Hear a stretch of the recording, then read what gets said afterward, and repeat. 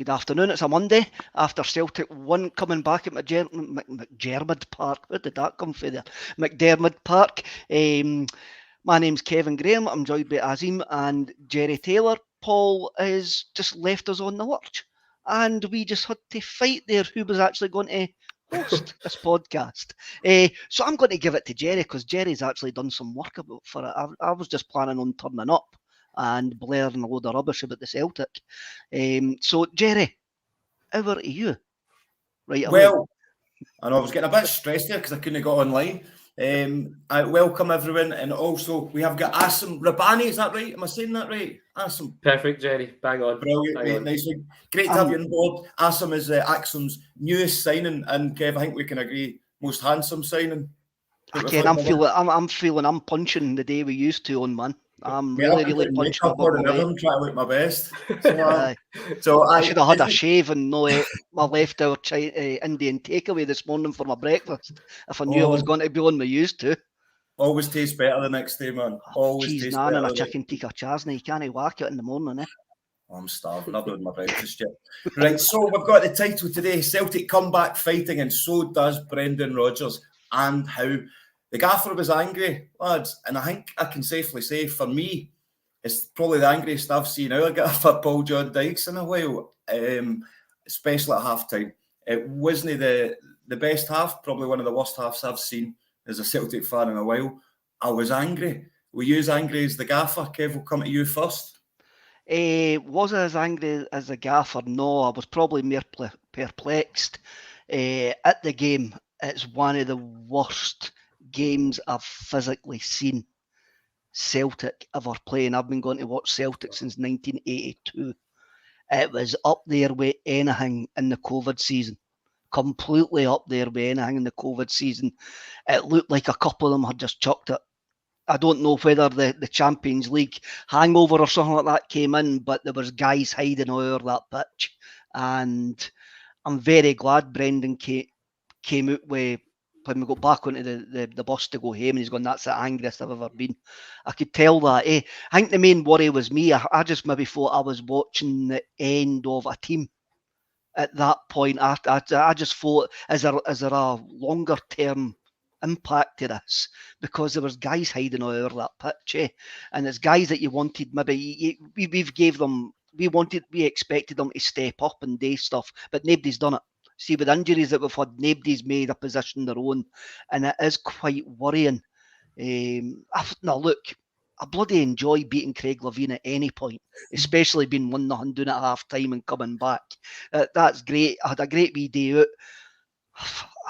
We've got a game on Wednesday night. I'm not really looking too much into it, but there's guys there who today will be worried about their performance yesterday and what it means for them longer term.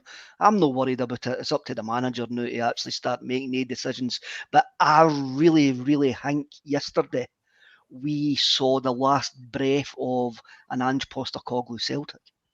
I really do. I think we could maybe now be going full Brendan, full Brendan after that second half yesterday, because there was just some things that just didn't work yesterday. Some things, the inverted fullbacks didn't work. The fullbacks going on the outside didn't work. The two wingers were hiding until Mikey Johnson came on. I do think yesterday could be the watershed, the watershed moment for a lot of Ange Postecoglou's players. Mm-hmm. I agree with everything you're saying there, Kev, as well. It's as if Brendan he'd had enough. And he's been playing the nice guy for a long time. Maybe a lot of these signings haven't been his, and he's been polite. And I think enough's enough, because from what I've seen in the pitch at times, there isn't as much fight, and they just expect to win games at times as well. Just expect to be getting the ball, expect it to come to them, and not as much graft or hard work. So I was delighted as a fan. You never want to see your manager angry, but as a fan, I was delighted to see that a bit of fight in Brendan Rodgers. And like Kev's saying, this could be the turning point for us, because over the past few months, it's been stop, start. And I, for one, think there hasn't been enough fight in the team. What was your thoughts on the comments made by Brendan Rodgers at the end of the game? Yeah, you'd like to think so. I remember you saying last week you're quite positive usually, and I was thinking even Jerry's going to struggle to find any positives yesterday. But do you know what it is? It's been coming. I feel like it's been a very stop-start season. We've not been fluent. We've not been consistent. And look, the manager takes a bit of blame as well. You know, I like you was happy to see that reaction from him. I'm happy to see some of the comments he's been making in the last couple of weeks, because I think since he's came in, he has been different from the first time round. I feel he's been a bit more passive, and it's that ruthlessness, and it's that kind of you know, he won't accept lower standards. That's what made him so successful the first time round. So it was good to see a bit of fire in his belly yesterday and put that statement out.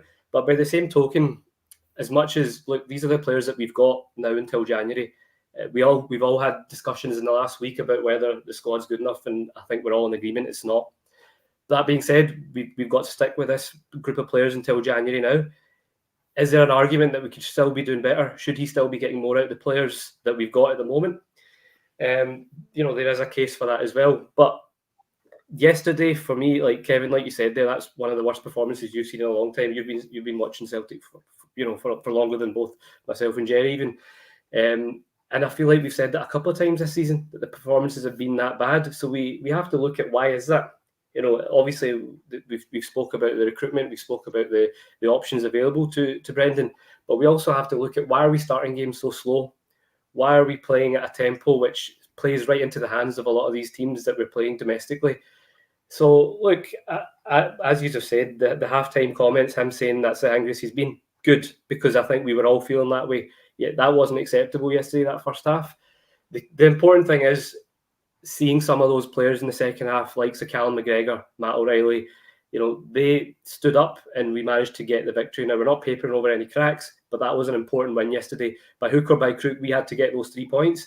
And, you know, with 60 minutes gone, that didn't look likely, but the players and the management managed to get that result. And that, for me, is an important point that at least we can now try and get a consistent run of form and look forward to getting a bit more of, like you say, just a bit of consistency. Like, you know, the last few games we've not been looking forward to, even as Celtic fans, because the team's not giving you that excitement. So I'm hoping this could be the turning point, and I guess we'll see. We've got a game quickly coming around the corner, so let's see how that goes. Yeah, and like you said, we're not going to paper over the cracks. So for the first part of the show here, we're gonna get right into the first half. We don't like to do it, but we're going to have to analyse them player by player if we need to. So when it came to Brendan Rodgers saying, I'm going to paraphrase here, Kev, but I think it was along the lines of too many players just expecting the game to come to them. Now, I was speaking to Paul John this morning, talking about what players do you think he was actually talking about? The manager's never going to talk about them individually.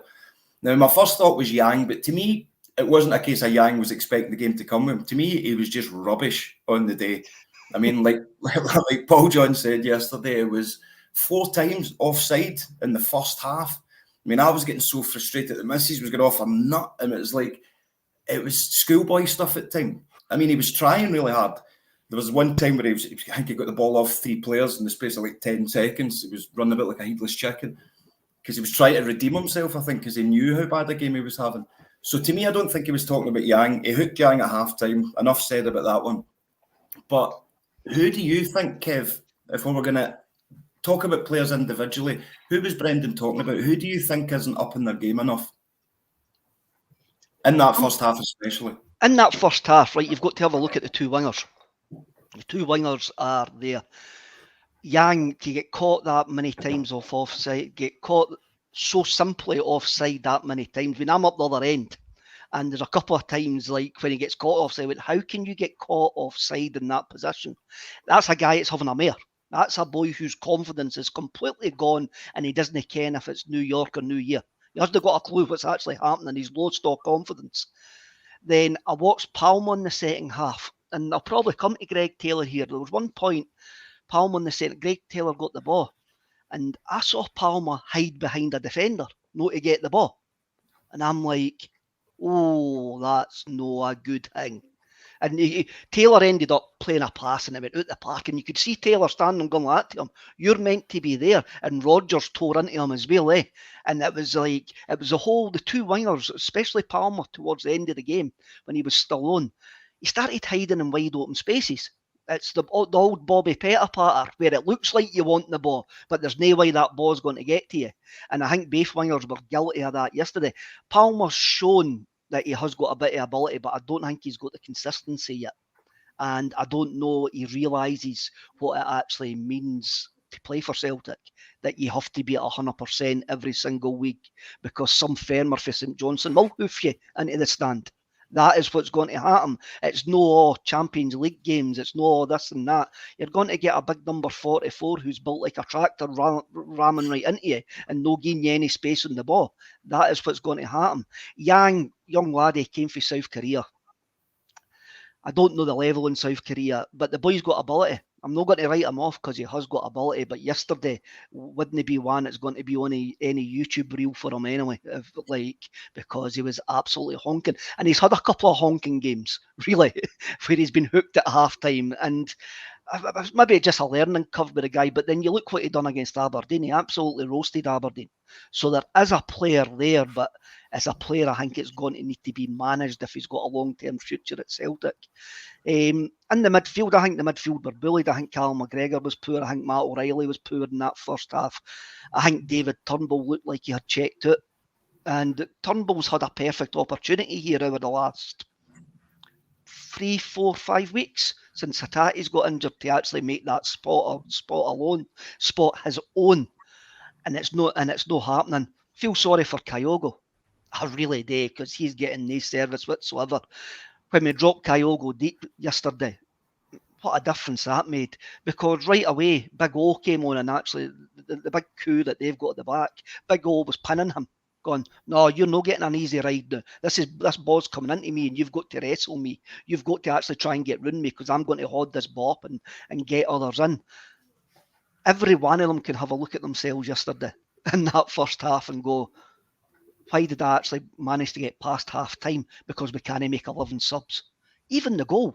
That goal's Sunday League stuff. Absolutely Sunday League stuff. And I'm behind that goal and I'm watching it and I'm going, what are the Celtic players complaining about? What's Joe Hart complaining about? It was your own player that pushed you into the back of the net. It's like, there's no point actually complaining here.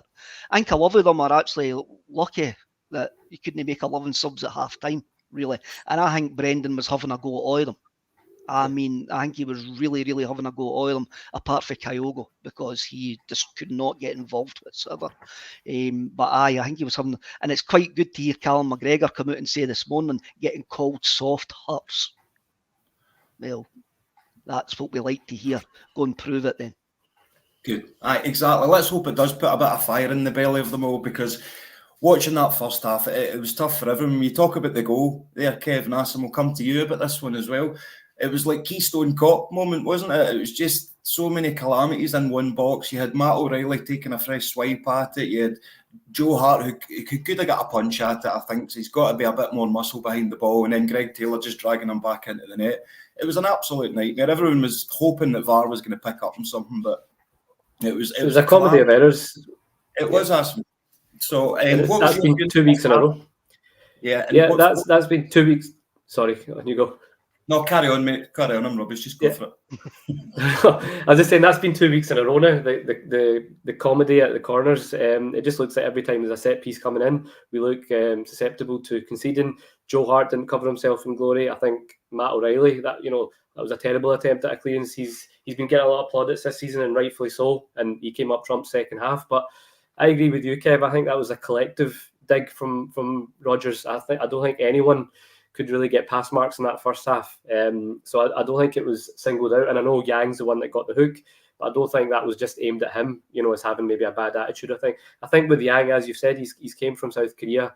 He's obviously lacking a bit of confidence. He's had 2 or 3 poor games in the bounce. So I think with wingers, sometimes it happens. You see they start hiding and not asking for the ball as such. But in terms of the comments about being soft and being bullied, I think that stems right across the spine. And like you say, even the midfield. So you could include the captain in that. You could include Matt O'Reilly in that at the corner. He was soft. The clearance wasn't firm enough. The second ball, we didn't react again. Their striker was the first one to get it and bundle over the line. Greg Taylor and Joe Hart, that's 2 weeks in a row, bullied in their own box. So I think it was just a collective point that he made, and it was bang on. You know, that just wasn't on. You can accept sometimes us having poor games, but attitude, that should be a given. You know, we should not be looking like the team that doesn't want it, and that's what it looked like yesterday. It looked like they wanted it more, and as he said, they were deservedly ahead. And this is a concern because it's been a few weeks now. You know, we've had one good performance, and we follow up with two bad ones. And then yesterday was, like you say, probably the worst of the lot, that first half. And the worry with us recently has been that when we're chasing a game, you don't have the belief. We said it in our group chat. Do we honestly think we're going to have it in us and have the players coming off the bench to turn this around? And that's where we can try and find some positives that, you know, the changes we made, the players like McGregor, Matt O'Reilly then did stand up, and we managed to get that victory. And as I said in my last point, you just hope that's a turning point now, because we've had a few instances like this season where we've had a great performance, Hearts away, you know, the Motherwell late winner, and you think, right, okay, that'll spur us on and we can go on a wee run, but then we follow up with another inconsistent one. So that's where Brendan needs to see what he can do as well to maybe tweak the system, maybe, or like you say, give players like Iwata and O who keep coming on. And even Mikey Johnson yesterday, I thought was bright again. It's time to give these guys a chance, because, you know, who else have we got now? So you look at the winger options. I don't know if Palma's, what his kind of injury status is, but I think Mikey Johnson deserves a start. You know, I've been his critic over the years just because I feel like he's had plenty of chances and he's not cemented that spot. But if you look at what we've got available at the moment, he's the one that comes on and tries to make things happen, and that's what we need. So let's see that, you know, it's now down to him to lay down a marker and start a game and show that he can be equally as effective, because it's fine when you're coming on. Sometimes we've seen that with Haksabanovic last season. He was sometimes effective when he came on as a sub, and then when he started games, it was less so. So I think it's a chance for the likes of Mikey and maybe even Iwata to get a start, and let's see if they can bring a bit more urgency to our tempo. Yeah, and as you've seen the comment that come up there's a lot of people in the comments talking about Iwata. I'm a big fan myself, Kev. I think when you look at the build of the boy as well, it looks like an absolute machine. And apart from the odd game, there's not much that he does wrong for me. And a lot of the time he has been played out of position over the past few seasons. So what about yourself? Would you like to see more of Iwata? And also, is there any other players you'd like to see utilised a bit more? I've got to give credit yesterday. And this is me not making any comment whatsoever on their long-term future at Celtic Football Club. But two guys came on yesterday and completely changed the game, and it was Mikey Johnson and O. Now, we can argue until it's daylight tomorrow about their future at Celtic, but you couldn't walk out that ground yesterday or finish watching that game with, they two boys made a difference. They two boys came on and then done the graft and actually got us those 3 points, got us back into the game. So you've got to have a look, go, well, surely Mikey Johnson maybe earned himself a start on Wednesday night, because it's a quick turnaround. Wingers like confidence. You go like that, well, maybe Lowe deserves a start as well because of the half an hour that he played as well. Iwata's a strange one. I'm probably not jumping on the bandwagon as much, but we've tried everything else in that midfield to try and replace Hatate. So we've tried. We're now running out of options. We go, well, what option we got left? Well, we'll see if you can do it, And that break that he made yesterday for the third goal was great, But he is a number 6, And I can't remember, somebody in the comments, I will find it. I will find it when I go back. Basically, says we believe that he's a number 6 and that he's never been played so as a number 6 because Callum McGregor's there. And I'm wondering now if this is the time for Brendan to ditch the 4-3-3 and the sort of continuity factor that we had under Postecoglou to go, no, I'm going to revert back to my 4-2-3-1. You bring in Iwata, you move Matt O'Reilly further up the park, you drop the two wingers slightly deeper, or you play Matt O'Reilly back further one, and you put Kyogo in the sort of Tommy Rogic role, which was there, and just go, no, this 4-3-3 is not working, because we never get any. I hate talking hipster as footballism, right? But there's no overloads anymore because we're that slow with the ball. Anytime the ball goes out wide, you need the winger to actually beat 2 or 3 men. Whereas under Postecoglou's side, we were doing everything that quick. There was overloads all over the park. Everything's more studied. It's completely different tactics, and it's time. I think we are actually seeing that that team's had a great 2 year. But I think now that we've got to a point where there's major work needed in that team now, just to keep it fresh. Brown Warrior comes in, and I think that's what kind of was it. The rage, I think, was narcissistic rage, because it's taking Brendan until the second half to realise his side is struggling with his tactics. He brings on another defensive midfielder and another striker, and we transformed. He could have a point there. Maybe not the narcissistic bit, but he could have a point with everything else. I'm not sure about the narcissism, but everyone's entitled to their own opinion. Who knows? I think he's just out of politeness. He was just going with the flow, and it wasn't his window. I keep saying that one, and I think he was just trying to ride out the storm, but he's getting sick of it, and I think he snapped, like we all did. I mean, there's no narcissism coming from us. I know we're not the manager, but it's like we know what's been on the cards. He's known it himself. He's snapping now, because I don't think it's just because of that one half, guys. I think it was because of a build-up of the stop, start. And do you maybe think, like, because now every single team pretty much that we're playing in the league, they're setting up to just stop us coming in.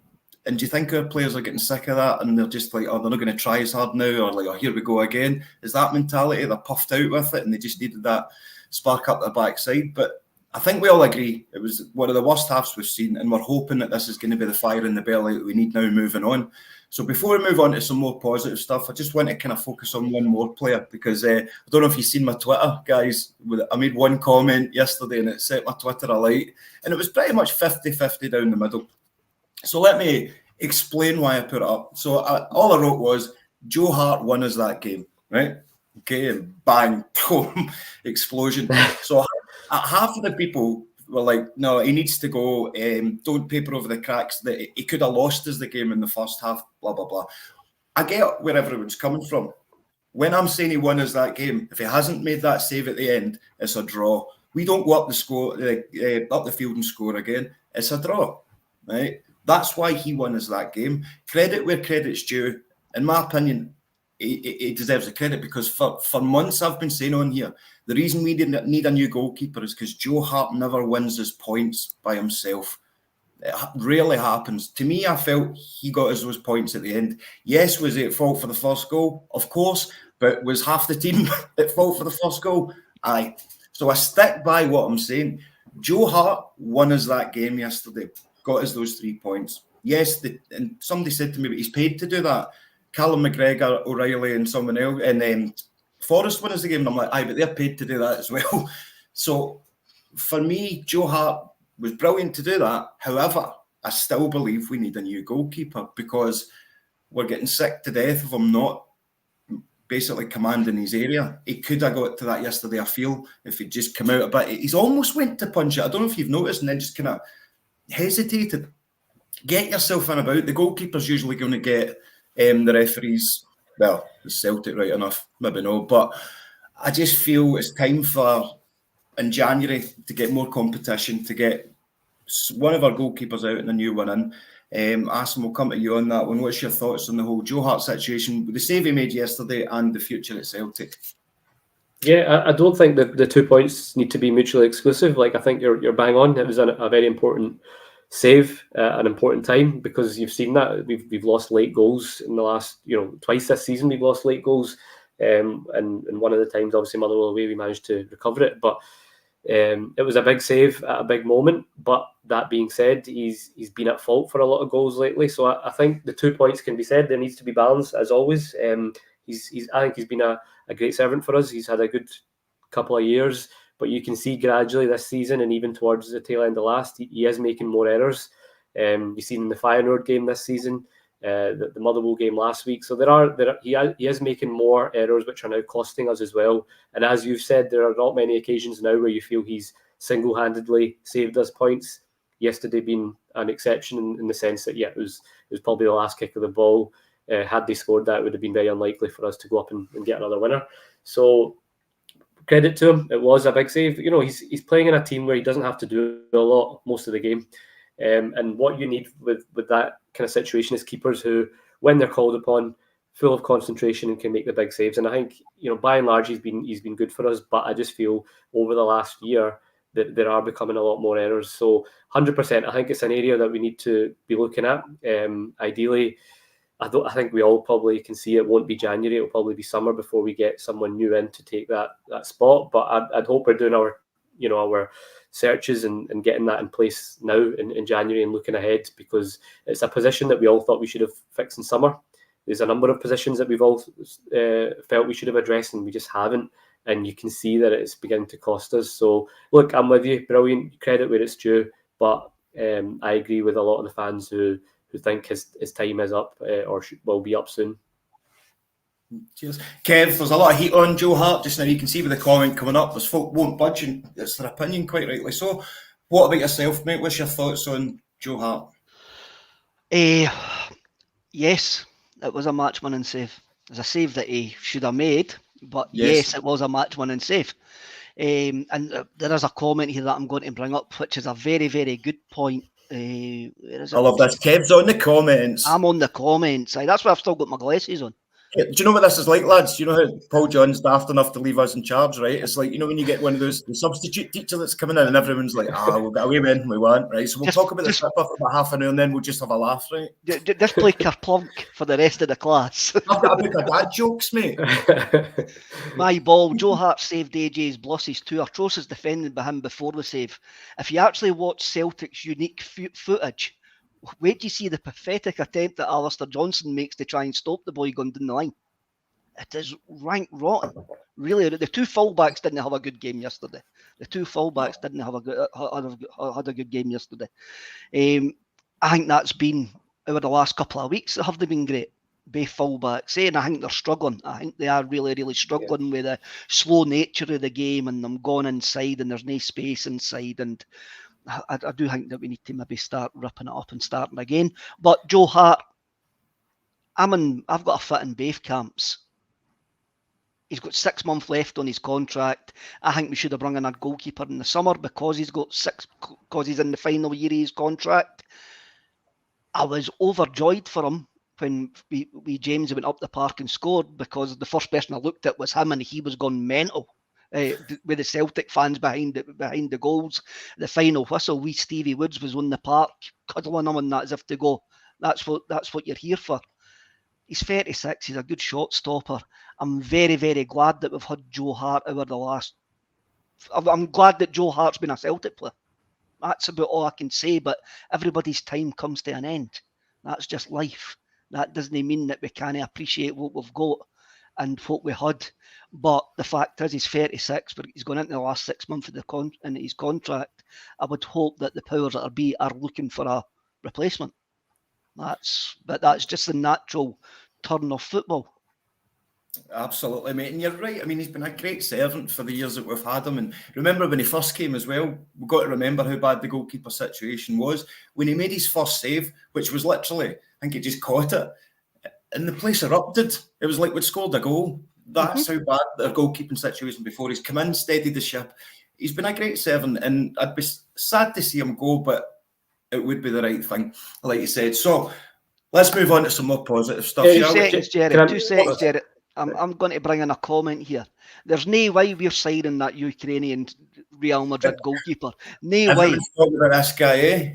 Aye, Connor, hopefully you've got a hangover and you're just a wee bit like a wee bit Man United here, but there's no way we're paying 12 million quid for a Ukrainian goalkeeper. No way. I'm still waiting for my call up, Kev. I think it's maybe lost in the post, but let's see. Let's see how it goes. So we've got. I just had another wee point, Jerry. Just to kind of finish off on the weekend in terms of going over the St Johnstone one. It's more about just the tactics. You mentioned, Kev, earlier that it could be the beginning of the end of the Ange era almost, in the players and the style of play. But for me, I think that tactic that Ange had and the way we used to play. I know he's gone now, but I feel that was what's most effective for us domestically. When we were starting games fast and we're playing at high tempo, quick throw-ins, quick corners, that's what works domestically against these teams that are inferior to us. And I feel like we're so much slower. Our intensity is not there. We start games slower. And I know that Brendan Rodgers' style is a lot more measured. It's a lot more slower possession based, which I actually think going forward in Europe may be more effective when you need more of the ball. Mm-hmm. But domestically, I think it's the opposite, because it gives teams like St Johnstone and managers like Martindale and Levine, it gives them and their team players time to get back in shape. It's slower, it's more measured, and that's what they want. Whereas before, when we're playing quick, our quality will then shine through. So a lot of the times you've seen last season, the game would be done by 60 minutes. We'd be 2-3 up, and that's it. We've done the hard work, and then we'd slowly manage the game out. Whereas now I feel we're often having to chase a game, and we're relying on bits of quality to maybe win us the game in the second half. And I think that's a lot more risky domestically anyway. Whereas I would like to see us start a lot quicker. Now, obviously, they're both different styles of play. They both got that. But I wonder if that's something that the players are having to adjust to and get used to. And it's why we're struggling domestically, because it just seems a lot more laboured. I'm going to say something, Acsom.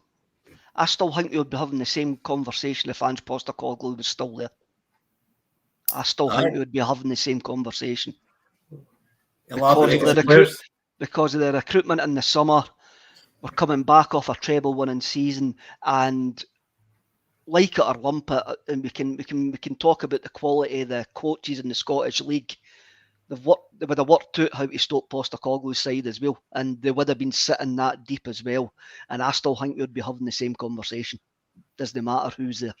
And when you say that, Kev, there's a lot of people do talk about the last couple of months of the Postecoglou era, and we weren't playing great football at times, and it was slowing down a little bit. But obviously, we'd won the title by then, so you could argue it was just complacency, nothing really left to fight for. But great points there, Aston, that you're making, because it has felt like we've gone from a team where we've won the game by the 60th minute, and now we're not really coming into a game until about the 60th minute at times. Yeah. So, things do need to change. We all agree that. Who knows, Kev? Are we going to get this total change in tactics? Is it going to be the end of any Ange era, everything gone? Or is it going to be some more slow football up until the January transfer window? Who knows? What's that, mate? I'm getting a bit of heat in the comments here, but that's fine. Put their abuse up, let's see it. No, it's quite. They did work out Ange. The last few games under him were awful. We blamed that on the players knowing Postecoglou was leaving. Yeah. We hang with that.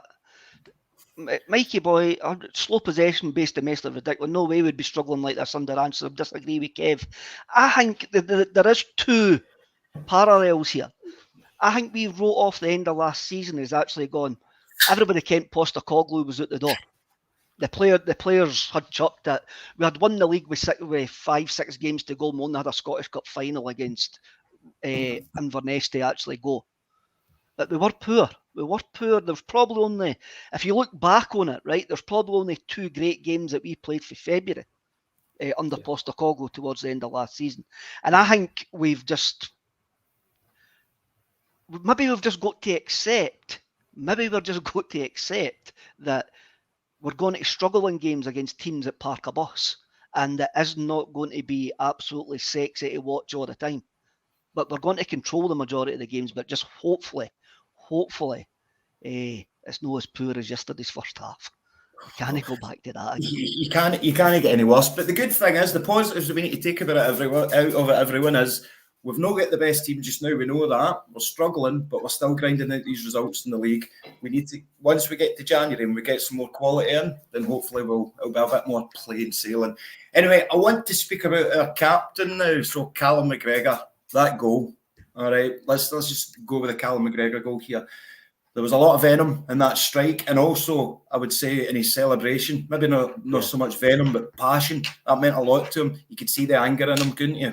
And we'll go to yourself. Who did I ask first? This is it. I never know how Paul John does this. He always remembers whose turn it is. Whose turn is it? Right, Kev, we'll go with you, Mama. Acsom, you go. What question did you ask now? Right. Look, Callum's not had his best season. I think we can all agree. He's struggled for form. You know, he had that brilliant game at Ibrox, but that aside, he struggled to think of many games he's taken by the scruff of the neck and been at his best. But he's been a consistent performer for us for years, so I've been a wee bit hesitant to criticise him too much and call for him to come out of the team or whatever. But yesterday, again, first half, I thought he was really poor in possession. But that's what Callum can bring you. You've seen that drive in the second half. You've seen his his passion and emotion in the celebration, you know, he'll know that he's not been playing well. He'll know that him and the team are coming under criticism, and you felt he almost let that out with that strike. It was a really sweet strike, and the celebration, and him and the other kind of senior players, I felt yesterday dug us out, you know, because you look around and it wasn't looking great, but by hook or by crook we managed to play some decent football after. Once we got back in the game yesterday, I thought the move even for the second goal was great. But yeah, for Callum, I think he needed that, and I think we needed that from him. You know, we needed him to show up and really influence a game again, and hopefully that will do his. You know, all players are confidence players, and naturally he'll have felt the dip in form and he'll have felt the criticism. You've seen there was a picture doing the rounds of him and Brendan having a nice embrace, I think, at the end of the game yesterday as well. And you just hope that's the springboard now. You just hope that is a turning point for, like you say, a few of the players, for the management, just for the feeling around the club, because it's not been a great couple of weeks. You know, it's been doom and gloom. There's been a lot of difficult discussions, a lot of difficult topics that we've all discussed in great detail. But you just felt yesterday, at least, the fact that we managed to turn that around. You've seen the players celebrating at the end. You just feel they can now take that on and be spurred on by the likes of Callum, who obviously was the catalyst in us getting back in the game. So no, I was pleased for him, and you just hope he can now get a run of form. You know, we all know how many games of football he's been playing, and you just wonder if that's kind of taken its toll on him as well recently. He needs a hand in there in that midfield area. As you said, we've not really had that third midfielder that cemented that spot. Maybe the likes of Iwata coming in, that could be something that we can look at, you know, extra legs in there. So it'll be interesting to see what we go with. But yeah, I was pleased for him, and I was enjoying his celebration as well. Yeah, Kev, like you could say that Callum McGregor's goal came at the exact right time. He hasn't had the best season, like Acsom said, and I think we all know it's because I jinxed him. Because when Paul John was asking who you think's going to be player of the season, I said Callum McGregor. But what do you think? What do you think's the real reasons, mate? Is it just a mixture of things? Is it the change of manager? Is it the change of the players that are around him with all the injuries? Because look at me, sparked into life in the second half after saying that Brendan Rodgers has had a pop. So is he just as guilty as the rest of them, or is his play dipped because of what's been happening around him? What do you think, Kev? Oh, I need to sit on the fence here. I mean, he grabbed the ground by the scuff of the neck yesterday with a goal. His celebration, it showed that he still absolutely cares and wasn't. He probably feels it more than anybody, but like a lot of the team, the way Brendan sets up his side is it makes it easy to take the easy option at times and no take that by the scruff of the neck and go forward. And I think he's been maybe, that's part of it as well. Just the slower style maybe shows more of there's wee things that are now missing in his game because he is getting that slightly older. He hasn't got that when Brendan was there the first time, he hasn't got that dynamicism which was there the first time. Under Postecoglou, we keep on mentioning Postecoglou, but it wasn't as noticeable that he had maybe lost that wee yard of that wee quickness of touch, yard of space, yard of pace that he could get because everything was chaotic. And now that everything's slowed down, you realise that you're going, well, just like the rest of them, there's an easy ball. There's always an easy ball. Whereas the previous manager would have shouted, didn't take the easy ball, I want it going forward, I want it going this. Now every one of them's gone, look, I can take a touch here, have a look, nothing's on and play it back. And I think that's a bit of a problem. And I think McGregor has been part of that, but that comes for the manager. That comes for the manager telling him how he wants to play. And they're no negative tactics, they're pragmatic. Very, very pragmatic tactics. Yes, doesn't make it great to watch at times. It's not going to make it great to watch at times. And I think the players, including Callum, are suffering for that quite a bit. If you look, I mean, who's their top goal scorer? Is it still midfielder? Is it still O'Reilly? Put that in the comments if anyone knows. I think it might still be O'Reilly after that one yesterday. I'm not too sure though. Domestically, anyway, yeah, I'm sure it's Matt O'Reilly domestically. But you're right, Kev. I think we're playing far too safe, and Callum's included in that. You know, like to see your midfielder get on the half turn and face forward, and that's something that we used to see from him. And it's something that I know you said we mention him a lot, but it's a very recent example that under Ange, he insisted that we do not pass the ball backwards. He was adamant. You remember the rant he had against, I think it was Morton or Wraith in one of the cup games a couple of years ago, and you could hear him visibly shouting at the players when one of them passed it back. So it just seems like we've gone from that kind of style to a much more measured, safe, cautious approach, which is keeping the ball at all costs, which, as I said earlier, I think might suit us well in Europe, but domestically it just makes the games a lot slower. And you see the midfield, we're playing the sideways safe pass rather than turn, look for the through ball. And as a result, the likes of Kyogo, our forward players, are suffering because he's making runs sometimes and we're just not seeing it. So he's getting frustrated, and then you see when he's when he's got a half chance, he's sometimes now snatching at them because he's getting such few touches on the ball. As soon as O comes on yesterday, Kyogo then drops, and I think this is something I'd like to see going forward, maybe for the Hibs game. Play the two of them, because I think Kyogo's actually a very good link-up player. I think he's got a great way to pass. It was another great pass yesterday for Matt O'Reilly. I think we can see that, and that can really flourish. It might not get as many goals for Kyogo, but I think it will get the best of the team. And O's he's a good focal point. It'll allow Callum to then try and play a wee bit. We've got different options then. So I'd like to see us try something different that will get the best out of all the players, including Callum. And I think maybe a change of shape or getting the likes of Kyogo dropping deeper, and then hopefully Callum can find more forward passes to the likes of him and Matt O'Reilly. He's an intelligent footballer, Kyogo. You noticed that with the wee lay-off to Matt O'Reilly for Matt O'Reilly's goal. And when he was dropping deep, he knows football. He knows he's not just a goal scorer. He knows what to do in that kind of deep position. He's got a wee bit of playmaker instinct about him as well, Yeah. And that would work there as well. But if we didn't move the ball quick enough, sometimes it's just no. I mean, one of the biggest differences in the second half just we were more direct and the ball was getting moved quicker. Still not as quick as what we would actually like, but you've got Mikey Johnson being direct on one side. I mean, that fullback must have thought he was going to be in for an easy game. You bring on Johnson, the fullback, well, he's running at me.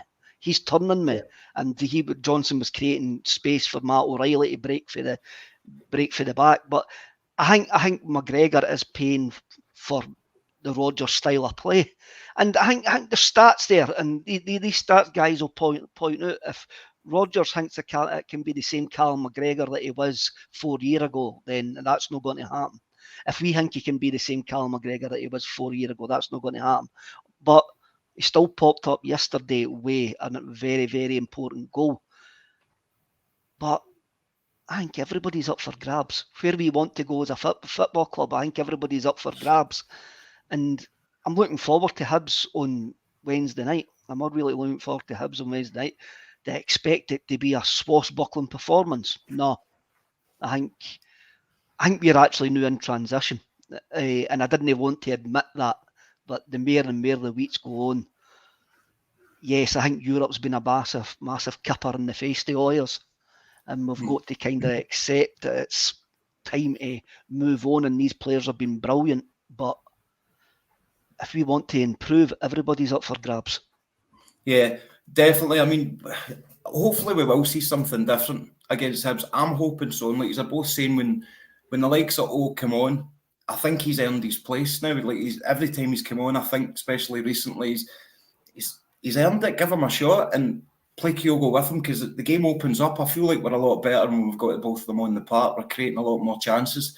So it's something I would definitely want to see. I think energy-wise on the pitch, and I don't like to just hark on about players we don't have, but for me, Maeda's been a huge loss. I think the energy that he brings to the team as well, they all seem to have dipped as well. When you've got someone like that in the team just running and running, even lost chances, he's still going for it, and you can see the energy levels have dipped. And I'm hoping with some more quality coming in January, we're going to see a lot better fight. What I hope as well is that team talk Brendan Rodgers gave at half-time, the anger, I hope that carries on into the next match, and it's not just a case of, all right, that fired them up for one half. Because if we start that match against Hibs at the same type of pace, that's going to be worrying. That's going to be really worrying. So fingers crossed we're going to see a new Celtic come Wednesday, lads, do you think? No. Slightly better?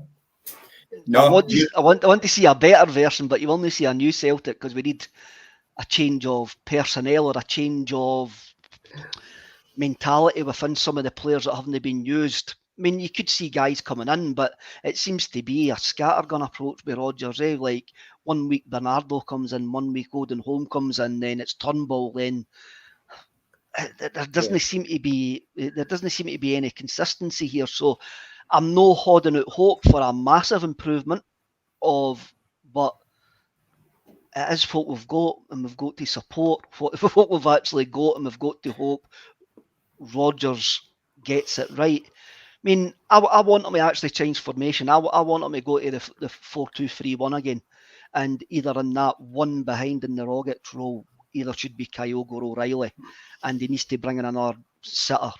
And either sit O'Reilly back there with Callum McGregor, because O'Reilly done that last season, and folks say, he didn't really have a decent one. But if you've got two sitting there, one goes, one sits, and there's a bit of difference. I think really that based on the second half yesterday, and Mikey Johnson have got to start, but needs to start with Kyogo, and Kyogo needs to start with because they look not too bad together, So he's got to find a way of getting they two on the park, because can pin the defenders back, he can fire the ball into him. Kyogo hasn't got that. And that's what Rodgers likes. You look what Rodgers had with Dembele, even Griffiths to an extent, and Edouard. He could pin defenders back, he could fire the ball into him, he could do that. That's no in Kyogo's skill set. But it's in O's skill set. Maybe not to the same standard, but that's for time to tell. But we need to get Kyogo more involved into the game, and that's dropping him slightly deeper for him to get involved. And I want to see that happening. If it fails, it fails. But if I want to see them having a go at it. Acsom, do you agree with that? Yeah, 100%. I think I'm actually looking forward to Wednesday. You just hope, like I said earlier, you just hope that's now the turning point. The players that we've got are the players that we've got, as Kev says. There is a lack of depth and quality. We know that. But you've seen a few weeks ago, we turned out a really good performance against Aberdeen at home, 6-0. So we've got a good performance in us. It's the consistency that's been lacking, because we can go from that to then an absolute turgid couple of displays since, which is the Motherwell and then half of yesterday. So I think it's just we don't know what Celtic's going to turn up.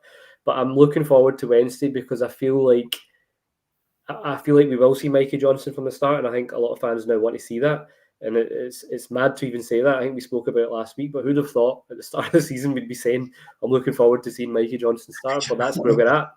That's where we're at. And he's, I've seen his interview after the game yesterday, and he's aware this is his last chance. I think he said those words again. He goes, it's almost like it's my last chance. So I want to see him come out and really give it a good go.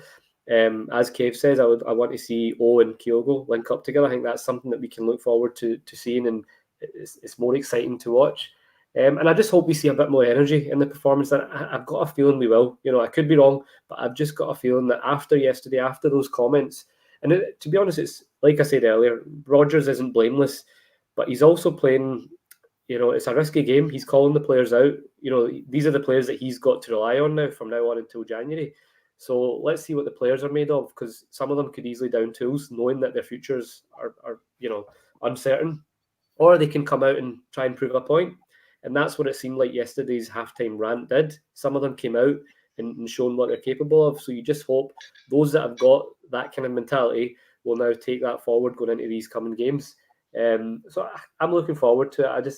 I think we needed yesterday. We needed that. We needed the turnaround. We needed the manner of the turnaround, just to give us a bit of a lift. And hopefully you'll see that. I don't know what the situation is with the crowd and stuff in terms of the Green Brigade and that, but you're just hoping there'll be a bit more of a less toxic atmosphere on Wednesday, and the fans can kind of get behind the team. And the team can give the fans something to get behind as well. So, let's hope so. It's a springboard for a bit more positivity going forward. Absolutely, mate. Absolutely. So, to sum it up, we had a rubbish first half, better second half, and don't do the same to us on Wednesday. If you put in the comments who you think, if you think it should be Kyogo and O starting, let us know. Or a bit more controversial, should O start ahead of Kyogo on Wednesday? Let us know your thoughts. Kev's going to bring up some of the comments as we go. So, play Awata and Kalma, why not? Why not indeed, Terry? Why not indeed? Let's see how it goes on Wednesday night. Iwata must start. If not, why not? Exactly. Why not? I'm a fan. I'd like to see it. Why not? Because see, when you look at it with the midfield, he's already kind of touched on this today. It's like a scattergun approach, as like you're saying, because I think Brendan Rodgers just thinks they're all pretty much the same level, so it's just... He obviously trusts Bernardo for the Champions League. He seems to play Bernardo whenever it comes to Europe, but then he's nowhere to be seen domestically. Home got a few domestic starts, didn't really do much, and he's came out. Iwata scored at Tynecastle, hasn't featured since, comes on yesterday and does well. I think Brendan doesn't know himself, nobody's cemented that spot. But for me, out of the ones, I'm looking forward to hopefully seeing a bit more of Iwata. The other position which is baffling is not in terms of starting, because it's been Scales and Carter Vickers, but where's Naroki and where's Lagerbielke? Why are we keeping Phillips as the option, who's obviously not going to be here probably post-January? So that one confuses me, because apparently Naroki's been training for a couple of weeks now, yet he's not even making matchday squads. So it's another kind of confusing one. Mm-hmm. It is a strange one. There was a lot of talk. I don't know how true it is, Kev. I don't know if you know much about it. That it might even have been you saying it, Kev, that brought it up. That it might be in Phillips' contract that he has to be on at least the bench or play a certain amount of games. I think it was you that said that, Kev. It was me, but that was just me making that up. I love that. I make stuff up all the time. Yeah, that was just me. Like, there could be something in it though. Aye, because it seems to be part of certain loan deals that he's got to, that it's written into a contract that they have to play a certain amount of games, or they have to be in certain match day squads or something like that. It's all to do with the fee that you pay and the amount of wages or something. It's a bit... That's the only reason I can think about it. I mean, should we have brought him on for the last 10 minutes yesterday? Because we knew what St Johnstone were going to do, but he brought on Iwata. It's quite weird. I mean, Lagerbielke was rushed into a Celtic career, rushed into a starter one, and he's probably no recovered from the couple of games that he did play. Then he got injured, then he got sent off against Feyenoord and stuff like that. So he's probably still in the manager's bad books for that reason, and then he's maybe protecting them. Who knows? But it doesn't make any sense to me. And what really annoyed me yesterday about the two centre halves was the amount of times they've got space to step into and they're only there. Mm-hmm. The amount of times you just go, give the opposition something else to think about, go like that to them. Because opposition know they're going to come so far and they're going to lay it wide. No, when you get that far, just keep on going. Give them something else to actually think about, going, oh, he is going to keep on going. The amount of times Scales gets into a great position, then panics or no panics and goes, no, I need to keep the ball and I'll go wide, instead of just going, I'm going to drive on here and see if I can create a bit of chaos. I think we need that as well. But the two centre halves, they've spent close to £8 million on the both of them and they're nowhere to be seen.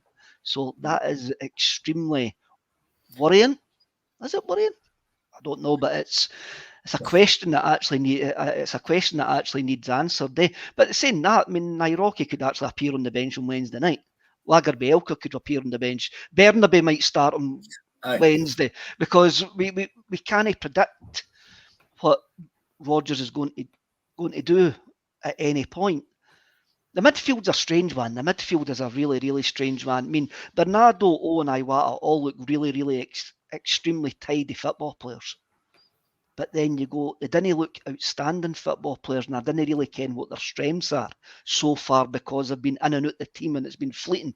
But you can see that they've got a great touch. You can see that the reason why they're at Celtic, but I just didn't understand the purpose why they're at Celtic yet. And there's a few players like that in that team. I can see why you're there, but what's your purpose of being there?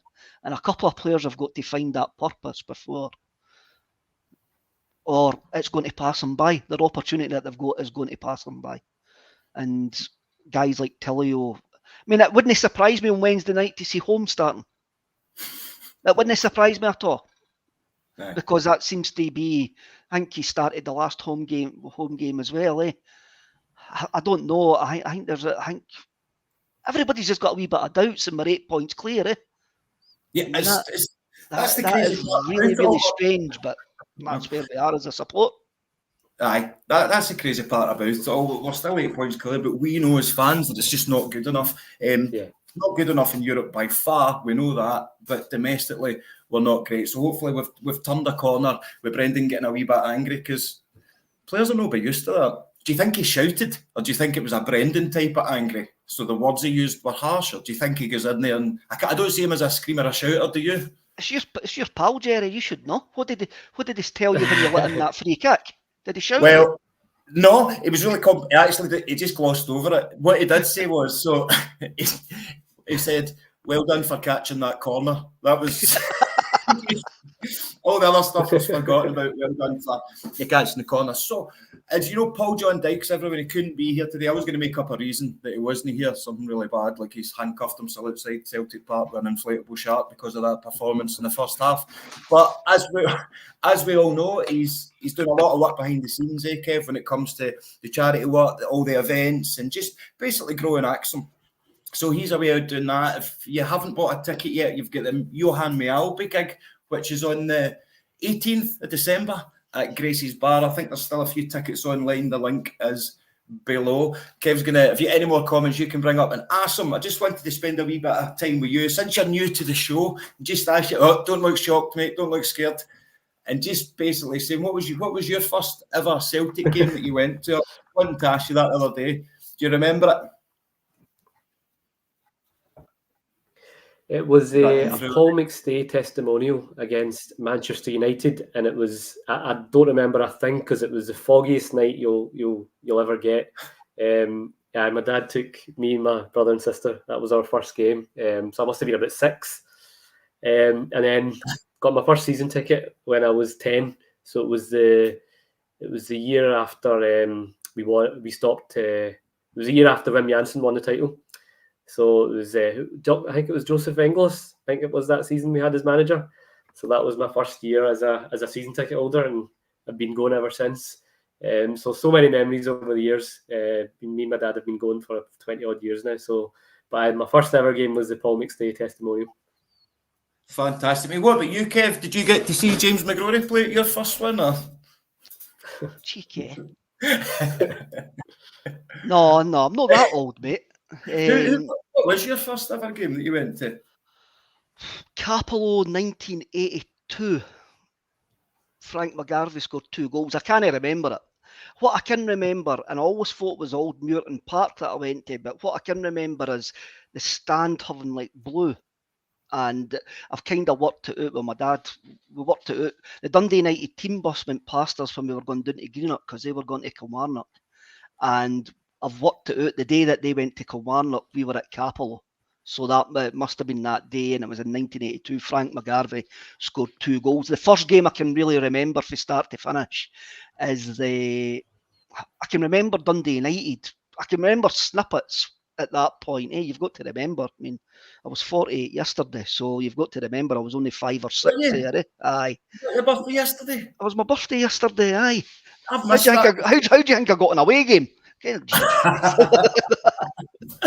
Oh, mate, I didn't go happy birthday for yesterday, mate. So I can remember snippets. I can remember Aberdeen beating us at Celtic Park. I can remember Dundee United tanking us at Celtic Park, and Davy Dodds jumping the barriers, running past the wee blue cars, and gone like that to the Celtic support and that. But the first game I can actually remember from start to finish is the 85 Cup final.